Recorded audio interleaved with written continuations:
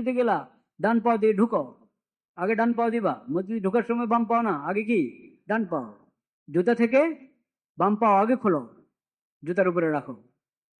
এরপরে ডান পাও জুতা থেকে খুলে ডান পা প্রথমে মসজিদে রাখো। দোয়া পড়ো, বিসমিল্লাহ তো পড়বাই, দুরূদ শরীফও পড়ো। এরপরে দোয়া পড়ো, বিসমিল্লাহ ওয়াসসালাতু ওয়াসসালামু আলা রাসূলিল্লাহ, আল্লাহুম্মা ইফতাহ লি আবওয়াবা রাহমাতিক। আল্লাহ আমার জন্য রহমতের সব দরজা খুলে দেন। আমি তো আপনার দরবারে এসে পড়েছি, আপনার রহমতের সবগুলো দরজা আমার জন্য খুলে দেন। আরো পড়তে পারেন, দোয়ার আরো অংশ আছে, এতটুকু পড়লো দোয়া হয়ে গেল। আরো আছে হাদিস শরীফে, আল্লাহুম্মা আসিমনি মিনাশ শাইতানির রাজিম, আল্লাহ আমাকে মরদুদ শয়তান থেকে হেফাজত করেন। মসজিদে যতক্ষণ থাকি আবাদত বন্দেগীতে যাতে শয়তান কোনো অসুবিধা না দিতে পারে, সুন্দরভাবে আবাদত আদায় করতে পারি। মসজিদ থেকে বের হওয়ার সময় আবার ওই দোয়ার মধ্যেও আছে, বিসমিল্লাহ ওয়াসসালাতু ওয়াসসালামু আলা রাসূলিল্লাহ, আল্লাহুম্মা ইন্নী আসআলুকা মিন ফাজলিক। ওটার পরেও আপনি তাহলে ওই অংশ পড়তে পারেন, ওটাও আছে হাদিস শরীফে, আল্লাহুম্মা আসিমনি মিনাশ শাইতানির রাজিম। মসজিদ থেকে বের হয়ে যাচ্ছে তখন আল্লাহকে বলছি, আল্লাহ আপনার রিজিক কামনা করি, আমি রিজিক রাস্তা আমার জন্য প্রশস্ত করে দেন, সহজ করে দেন, হালালভাবে কামে করতে পারি সেই তৌফিক দান করেন। আর আল্লাহুম্মা আসিমনি মিনাশ শাইতানির রাজিম, আল্লাহ আমাকে শয়তান মরদুদ শয়তান থেকে হেফাজত করেন। এখন মসজিদ থেকে বের হয়ে যাচ্ছি, এখন তো আমার আরো বেশি আপনার রহমত দরকার, যাতে শয়তান আমাকে, কত পরিবেশে আমি এখন ঢুকবো, কোন পরিবেশে ঢুকে কি গুনাহ হয়ে যায়, আল্লাহ আপনি আমাকে শয়তান থেকে হেফাজত করেন। এইভাবে যদি বন্দা মসজিদে আসে, আবার এইভাবে মসজিদ থেকে বিদায় নিয়ে যায়, তাহলে তার চিন্তা চেতনা আখলাকের মধ্যে পরিবর্তন আসবে কি আসবে না? আসবে। আহসানা উযুহান্না, নবী করিম সাল্লাল্লাহু আলাইহি ওয়াসাল্লাম বলছেন, পাঁচ ওয়াক্ত নামাজ আল্লাহ বান্দাদের উপর কি করেছেন? ফরজ করেছেন। যে এই নামাজগুলোর ওযুটা সুন্দরভাবে করবে, ওয়াসাল্লাহুন্না লিওয়াক্তিহিন্না, এবং নামাজগুলো ঠিক ঠিক সময় কি করবে? আদায় করবে, ঠিক সময় আদায় করবে। ফাআতাম্মা রুকুআহুন্না ওয়া সুজুদাহুন্না ওয়া খুশুআহুন্না, আদায় করার সময় আবার রুকুটা পূর্ণতা যেন পায়, সুন্দরভাবে পরিপূর্ণ রুকু, পরিপূর্ণ সজদা, এবং খুশুদাটা যাতে পূর্ণ হয় ওইদিকে খেয়াল রাখবে। এইভাবে যদি সুন্দরভাবে অজু করলো, সুন্দরভাবে নামাজ আদায় করলো, কান আলাহু ইনদাল্লাহি আহাদুন আন ইয়াগফিরা লাহু, আল্লাহ রাব্বুল আলামিন তার সঙ্গে ওয়াদাবদ্ধ যে আল্লাহ তাকে ক্ষমা করে দিবেন। আল্লাহ ওয়াদাবদ্ধ, আহাদ, আল্লাহ অঙ্গীকার করলেন এই বান্দার সাথে, তাকে আল্লাহ কি করে দিবেন? ক্ষমা করে দিবেন। ওমাল্লাম ইয়াফাল, অজু ঠিক মতো করলো না, নামাজও ঠিক মতো পড়লো না, একদিন পড়লো আরেকদিন পড়লো না, সময় মতো পড়লো না, সুন্দরভাবে পড়লো না, তাইলে আল্লাহর কোনো ওয়াদা নেই, কোনো কি নেই, ওয়াদা নেই। এরপর আল্লাহর ইচ্ছা, আল্লাহ চাইলে ক্ষমা করবেন, চাইলে শাস্তি দিবেন, আল্লাহর ইচ্ছা। কিন্তু ওয়াদা হলো ওই ব্যক্তির জন্য, ঠিক মতো অজু করলো, ঠিক মতো নামাজ আদায় করলো, সময় মতো আদায় করলো, সুন্দরভাবে আদায় করলো, আল্লাহ এমন নামাজি বানিয়ে দেন আমাদেরকে। আবু দাউদ শরীফ সহ বিভিন্ন হাদিসের কিতাবে এই হাদিসটি বর্ণিত।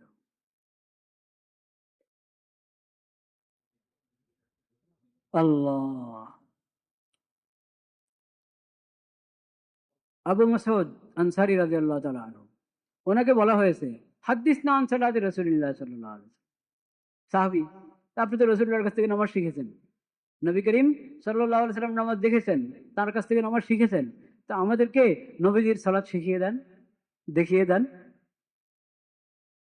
ফাকামা বাইনা ইয়াদাইনা ফিল মসজিদ, দেখেন এখন নামাজ পড়ার ইচ্ছা না, নামাজ শিখানোর ইচ্ছা, হাতে কলমে দেখিয়ে দিচ্ছেন নামাজ, আমাদের সামনে দাঁড়ালেন মসজিদে, ফাকাব্বারা, তাকবীর, তাকবীরে তাহরিমা, এরপরে সানা, সূরা ফাতিহা এবং সূরা মিলান, ওগুলো তো আছেই।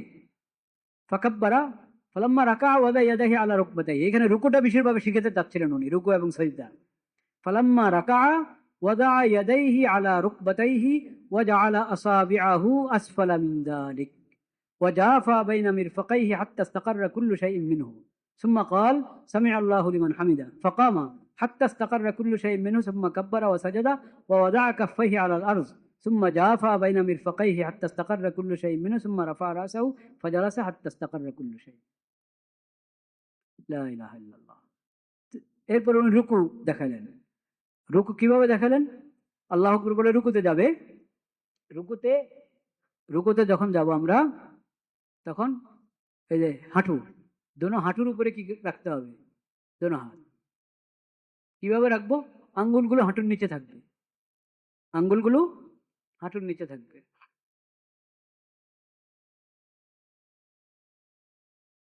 আসো, এখানে আসো। সবাই তো আর দেখবে না, কিছু মানুষ দেখলে এটারও একটু ফায়দা আছে। রুকুতে যাও।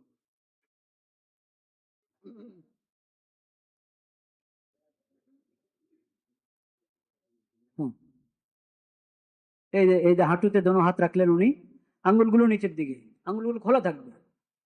হ্যাঁ, আর এটা হলো বড় জিনিস, কোমর, পিঠ, মাথা বরাবর অনেক ঝুঁকে থাকে, অনেকে মাথা অনেক নিচের দিকে নিয়ে দেয়। হ্যাঁ, অনেকে মাথা উঠায় রাখে, এই এইভাবে ঝুঁকে, অনেক ঝুঁকে দেয়। আরেকটা হলো মাথা অনেক উপরে উঠায় রাখে, হাত হয়তো হাঁটুতে গেছে কিন্তু মাথা উপরের দিকে, মনে হয় যেন কোন দিকে তাকিয়ে আছে। না, নজর তো নিচের দিকে থাকবে এবং সোজা হয়ে যাবে শরীরটা পুরো। এমনকি এখানে যদি মনে করেন কোনো পানির বাটি রেখে দেওয়া হয়, হ্যাঁ, বা পানিও কিছু এই জমা হয়ে থাকবে পানি, এখানে পুরো পানি পড়বে না। এমন ভাবে পিঠ, মাথা, পিঠ এবং কোমর কি হওয়া, বরাবর হওয়া।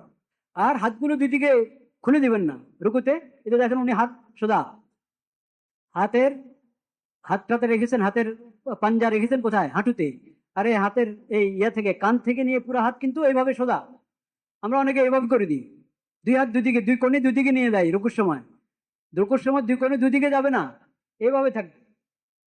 আর শরীরটা মনে করেন একটা কামান, আর এটা হলো কামানের দেই ইয়াটা, কি বলে এটাকে, যে রশিটা, এই এটা হলো রুকুর, ওইভাবে উনি শিখিয়েছেন।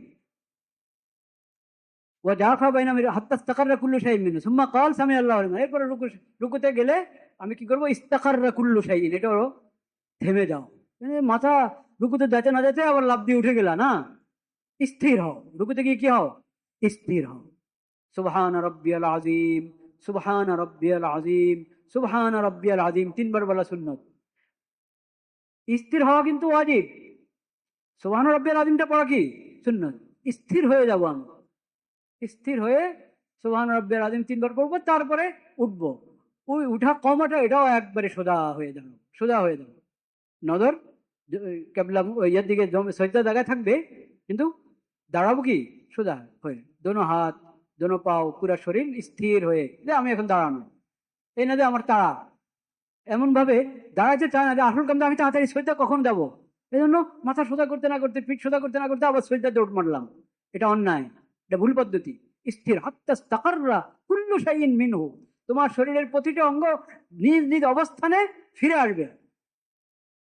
রুকুর মধ্যে যেভাবে থাকা দরকার ওইভাবে স্থির হয়ে যাবে, দাঁড়ানোর পর আবার শরীর তার পজিশনে এসে যাবে। এরপরে তুমি যাও রুকুতে, আল্লাহু আকবার বলে রুকু ইয়াতে সজদার দিকে যাও। সজদাতে যাওয়ার পর এখন সজদার নিয়ম যেটা, সেটা ওই যে বলেছে, সজদাতে গিয়ে তুমি স্থির হও। নাক, কপাল, নবী করিম সাল্লাল্লাহু আলাইহি ওয়াসাল্লাম বলেছেন 7টা অঙ্গের উপরে কি দাও, সজদার মধ্যে কটা অঙ্গ ব্যবহার করতে হবে, হ্যাঁ, 7টা অঙ্গ, 7টা অঙ্গ।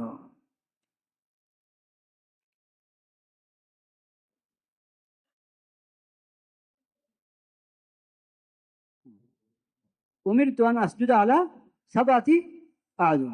নবী করিম সাল্লাল্লাহু আলাইহি ওয়াসাল্লাম বলেছেন, আমাকে আল্লাহ হুকুম করেছেন, আল্লাহর পক্ষ থেকে আমাকে হুকুম করা হয়েছে যাতে সজদাটা কটা অঙ্গের উপর হবে, 7টা অঙ্গ ব্যবহার হবে সজদার মধ্যে।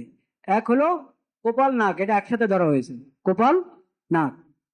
অনেকে নাক উঠায় রাখে সজদাতে, কপাল লাগে কিন্তু নাক উঠায় রাখে। কপাল একটু হয়তো লাগে, আবার কতক্ষণ এভাবে করে ফেলে, মানে জমিনে থাকে না কপাল। আর নাক তো অনেকেরই থাকে না। নাক এবং কপাল উভয়টা জমিনে লাগবে, এটা সজদার একবার গুরুত্বপূর্ণ ফরজ। নাক উঠিয়ে থাকলো, উঠায় রাখলাম, কপালটা কোন রকম লাগলো, সজদা পূর্ণ হলো না, অসম্পূর্ণ সজদা হলো এটা। এবং দোনো হাত কোথায় থাকবে, জমিনে থাকবে। দোনো হাঁটু কোথায় থাকবে, জমিনে থাকবে। আর দোনো পাও, পায়ের পাতা জমিনের উপর, আঙ্গুলগুলো কেবলামুখী যথাসম্ভব। 5 আঙ্গুল কেবলামুখী অনেকে রাখতে পারে, অনেকে পারে না, শারীরিক বিভিন্ন ইয়া থাকে। আর কারো আছে একবারই হয়তো হাঁটুতে ব্যথা, ওই পায়ের অন্যান্য ব্যথার কারণে পুরো করতে পারে না, যেটুকু পারে করবে, আঙ্গুল কিন্তু জমি উঠায় রাখবে না। অনেকে খেলতে থাকে সজদার মধ্যে, বুঝতে পেরেছেন, মানে পাও, দোনো পাও জমিন থেকে শূন্য, 1 ইঞ্চি, আধা ইঞ্চি জমিন থেকে কি শূন্য, বা একটা বুড়ো আঙ্গুল যেটা, ওটা কোনো রকম লাগায় রাখে, বাকিগুলো খেয়ালে করেন। আঙ্গুলগুলো জমিনে থাকবে এবং আঙ্গুলগুলোর মাথা কেবলামুখী থাকবে। 5 আঙ্গুল না পারেন 4 আঙ্গুল তো দিবেন, 4 আঙ্গুল না পারেন 3 আঙ্গুল তো দিবেন। কারো কোনো আঙ্গুল একবারে ছোট থাকে, ওর চেষ্টা করলো 1 আঙ্গুল হয়তো জমিনে কি লাগবে না, সেটা তো ওজনের কথা। স্বাভাবিক নিয়ম সজদার মধ্যে দোনো পাও এর পাতা জমিনে থাকবে, আঙ্গুলগুলো কেবলামুখী থাকবে, আর দোনো হাঁটু জমিনে থাকবে। দোনো হাতের পাঞ্জা কোথায়? জমিনে। এইভাবে এইভাবে রাখবেন, একবারেই হাতের পিঠ ইয়ে করে উঁচা করে না, একবারেই হাত আঙ্গুলগুলো এবং হাতের এই তালু, এই তালু এবং আঙ্গুলগুলো জমিনে লাগবে। শুধু আঙ্গুলের মাথা লাগতেছে আর তালুটাকে আমি উপরের দিকে করে রাখলাম, ওটা জমিনে লাগতেছে না, এটা সুন্দর তরিকা হলো না। তো 7 অঙ্গ ব্যবহার হবে কিসের মধ্যে? কপাল নাক একটা ধরা হয়েছে, মানে কপাল, আপনি নাক কপাল লাগলো নাক লাগলো না, তাহলে মনে হয় কিচ্ছু লাগলো না, এটাকে এক ধরেছেন নবী করিম সাল্লাল্লাহু আলাইহি ওয়াসাল্লাম। 7 অঙ্গের মধ্যে কপাল নাক, কপাল ইশারা করছেন নাকের দিকে, এই দোনোটা, এই দোনোটার একটা হলে সৈয়দের মূল কথায় শেষ। দোনোটা লাগবে, কপালও জমিনে থাকবে, নাকও কি জমিনে লাগবে। হ্যাঁ, নাক, হ্যাঁ দোনোটা, জি। তো আল্লাহ রাব্বুল আলামিন আমাদেরকে তৌফিক দান করেন যাতে রুকু সজদা সুন্দরভাবে কি হয়, কওমা জলসা সব সুন্দরভাবে হয়। সেটার জন্য আমার শিখতে হবে কিনা, না দেখা দেখি সব? দেখা দেখি হলে হবে? হ্যাঁ, দেখা দেখি চলে না, দেখা দেখিতে সব বোঝা যায় না। এই জন্য দেখেন না, সাহাবায়ে কেরাম দেখিয়েও দিয়েছেন বলেও দিয়েছেন, নবীজি দেখিয়েও দিয়েছেন বলেও দিয়েছেন। তাহলে আমরা নামাজ শিখবো তো ইনশাল্লাহ। নামাজের দোয়াগুলো সহি শুদ্ধ হতে হবে না ভুল হলেও চলবে? সূরা কেরাত যা পড়ি, সূরা ফাতিহার পর আরো যা পড়ি, এগুলো শুদ্ধ হতে হবে না অশুদ্ধ হলেও চলবে? হযরত মাওলানা আবরারুল হক সাহেব হারদুই বহুত বড় বুজুর্গ, আল্লাহওয়ালা বুজুর্গ ছিলেন, হাকিম উম্মত আশরাফ আলী থানভী রহমতুল্লাহর খলিফা। উনি বিদেশে সম্ভবত লন্ডন না কোথায় কোনো মেহমান হয়েছিলেন একবার। তো উনি এই এখন বাইরের থেকে আসলেন, তো লিফট লিফট উঠবেন, তো ভাই লেফট কেদার হয়, লেফট কেদার হয়, লেফট লেফট কোন দিকে ভাই, লেফট কোন দিকে? এখন ওনার মেজবান লজ্জা পেয়েছে যে আরে আমার হুজুর কি লিফট বলতে জানে না, লেফট লেফট বলতেছে, মানুষ কি বলবে। তাড়াতাড়ি হুজুর কেন, হুজুর লেফট নেই লিফট। হুজুর হুজুর লেফট না তো, এটা কি লিফট? কমাই তো এটাই তো, আমি তো এই কথাই বলি, তোমরা তো আলহামদু কিন্তু বলো আলহামদো। কোরআন লেফট আর লিফট, এইখানে আমার ভুল ধরতেছো তুমি। আমি লিফট বলতে পারলাম না, লেফট বলতে আমার ভুল ধরতেছো। কোরআন ভুল পড়ো তোমরা, আলহামদু বলো আলহামদো, আলহামদুলিল্লাহ এটা হলো বিসমিল্লাহির রহমানির রহিম, বিসমিল্লাহির রহমানির রহিম হলো। বিসমিল্লাহির রহমানির রহিম পড়া শিখবে না? বিসমিল্লাহির রহমানির রহিম এটা পড়া শিখতে হবে, সূরা ফাতিহা শিখতে হবে, সহি শুদ্ধভাবে শিখতে হবে। ওখানে যেরকম ভুল ধরছ 1 2 2 বলতে হবে, ট বললে কি হবে? ট কি হাসবেন? ট বললে হাসবেন কি হাসবেন না? হ্যাঁ, মুলবি আমার মতো মুলবি বললে তো আরো বেশি হাসবেন। তো টু বলতে হবে, ট বলা যাবে না। তো ওখানে কেন দো বলেন, আলহামদু বিসমিল্লাহ? এটা তো হলো মদ গুন্না এবং জের দেওয়ার কিভাবে উচ্চারণ হবে সেটা। এর চেয়ে বড় গুরুত্বপূর্ণ বিষয় হলো অক্ষরগুলো যথাযথ কি হওয়া, বের হওয়া। হা একটা হা আর একটা হা, বিসমিল্লাহির রহ, রহ এখানে হা, বিসমিল্লাহি এটা হলো হা। এই দুটোর পার্থক্য আছে কি নাই? আছে। এখন আমি হাকে বানাই দিলাম হওয়ার মতো, বাংলা হওয়ার মতো বানাই দিলাম হা, হা কিন্তু বাংলাতে নাই, হা বাংলাতে নাই, ইংরেজিতেও নাই। তো আরবি বিশেষ অক্ষর যেগুলো, ওগুলো তো ভালোভাবে আমি মস্ক করে শিখতে হবে। তাহলে সহি শুদ্ধভাবে কোরআন শেখার চেষ্টা করবো কিনা? ইনশাআল্লাহ। আল্লাহ সবাইকে তৌফিক দান করেন, আমাকে আমাদের সবাইকে তৌফিক দান করেন। ওয়া আখিরু দাওয়ানা আলহামদুলিল্লাহি রাব্বিল আলামিন।